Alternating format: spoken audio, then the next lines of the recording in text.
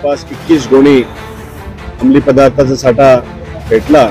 श्रीरामपूर शहर police station मध्ये FIR number 499/2025 अंतर्गत धारा 8 क 22 क 29 NDPS ऍक्ट 1985 खाली दर्ज केलेला आहे।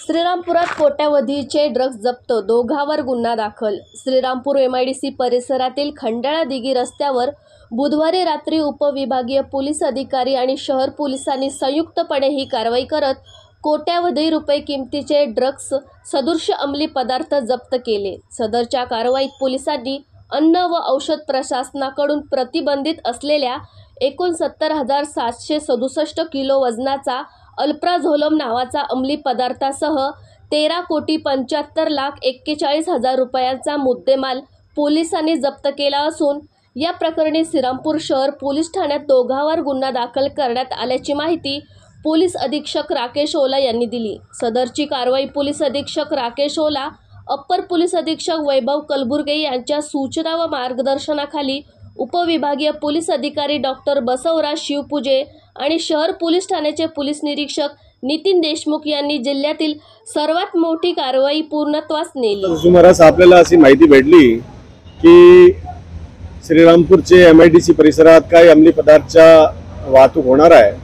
त्या माहिती तात्काळ आपले जे SDPO बसवराज शिवपूजे तसेच आपले ॲडिशनल SP वैभव कलबुर्गे यांनी आपले जे पोलीस इन्स्पेक्टर त्यांना दिली। पोलीस इन्स्पेक्टर जो आहे आपले देशमुख हे आपला पंचासोबत त्यांनी MIDC परिसरात धाव घेतला। तिथे त्यांनी एक छोटा हत्ती टेम्पो भेटला। ते छोटा हत्ती जो टेम्पो होता त्यांचे यांनी खात्री केली तर त्यांच्यामध्ये जवळपास 21 गोणी अंमली पदार्थाचा साठा भेटला।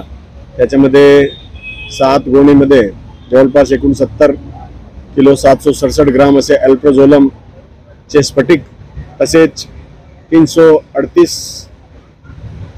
किलोग्राम 37 ग्राम 370 ग्राम असे वजनाचे अल्प्राझोलम बनवण्यासाठी पावडर असे भेटले। त्याच्यामध्ये हा जो मुद्देमाल आहे ते हा मुद्देमाल आपण तात्काळ जप्त केलेला आहे पंचासमोर। तसेच यांच्यामध्ये आपण श्रीरामपूर शहर पोलीस स्टेशन मध्ये FIR नंबर 499/2025 अंतर्गत धारा 8 क 22 क 29 NDPS ऍक्ट 1985 खाली दर्ज केलेला आहे। याच्यामध्ये एक आरोपी आपले ताब्यात आहे आणि पुढचा जो तपास आहे ते आपले श्रीरामपूरचे SDPO श्री बसवराज शिवपूजे करत आहे। अल्प्राझोलम हे काय आहे, नेमकी कशासाठी याचा वापर होतोय? अल्प्राझोलम एक NDPS ऍक्टच्या शेड्यूल खाली एक बँड सबस्टन्स आहे आणि त्यांच्या साठा करणं हे कानूनी अपराध आहे।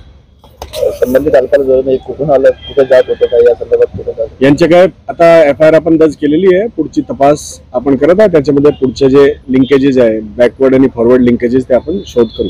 धन्यवाद सर।